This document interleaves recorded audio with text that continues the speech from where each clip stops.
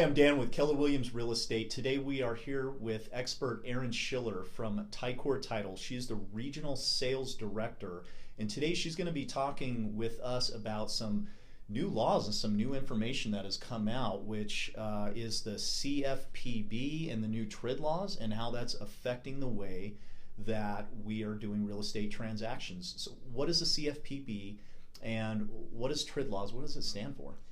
Well, the CFPB is the Consumer Financial Protection Bureau. They were created by the Dodd-Frank Act, and back in 2008 they created the CFPB to protect consumers. And the CFPB has now come out with new regulations on lenders, settlement service providers, which are title companies, and also the real estate community.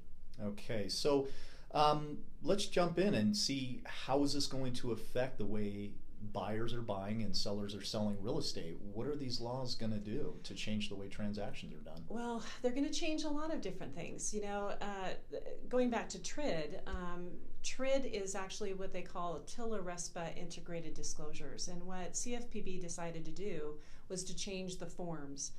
Most of us that have bought or sold homes have seen the form, the HUD.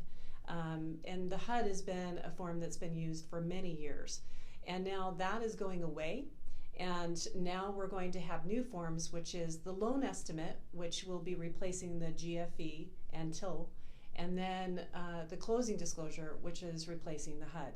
And the closing disclosure will be provided at the end of the transaction and will show the consumer what their final number is, you know, what they're going to be making their payments, what their loan is, and you know, it'll be very detailed. I actually like the form, Dan. I think the form is very clear, and we're kind of happy about it. The only thing is there's some new changes in the rules with that, and now we're, as a real estate community, trying to get used to that. Okay, great. So talk a little bit about the time that it's going to now take in escrow. So if a seller were to put their house on the market in the 1st of December and say they got an offer on that first day, we're now recommending more time as the norm to actually get the deal closed? We are. Actually, we're recommending 45-day contracts on or before 45. Before we were kind of around 30, right? Yeah, so we were at least around another 30. half a month. Yeah, and I think the reason why we're doing that is to give everyone a little bit of time to get used to these new forms. And there's also some new timelines when it comes to providing those forms to the new home buyer. Mm-hmm. So we're making sure that we have the time that can take to, you know, cure any issues on title, that the communication between the lender and the title company are good. And also, you know, we are seeing people actually closing in 30 days, but we'd rather, you know, not overpromise and underdeliver. You know, right. We want to make sure that we have some time to work with in between, you know, that 45-day period. We're also recommending, if there's issues on the property and maybe a probate or IRS tax lien or a bankruptcy, that they maybe look at 60 to 90 days. So it really depends on your property. Okay. So, Erin, we know that these new rules are really hitting the lenders as well. Why, and I think we're in agreement, why do we say it's so important to work with a local lender and somebody you can meet face-to-face to help you through your transaction and getting a loan? Well, you know, working with a local lender is so important because, you know, sitting down with a loan officer, they're going to be able to explain these new forms. If you're working with someone out of state or out of the area, they're not going to be able to explain that. And it's important to make a decision right away to work with the lender, get pre-qualified, get that, you know, information to them, and then I will promise that the transaction is going to go a lot smoother. Right. So, I mean, buying a home or selling a home is a big deal. People working with a local lender who you can meet and also communicate with very easily is a lot better than someone you may have to go across state lines to get a hold of. Exactly. Different time zones even. And even for us, in escrow and title, we need to work with people locally. When we're working out of state, they don't know and are not accustomed to the things that we do in Nevada.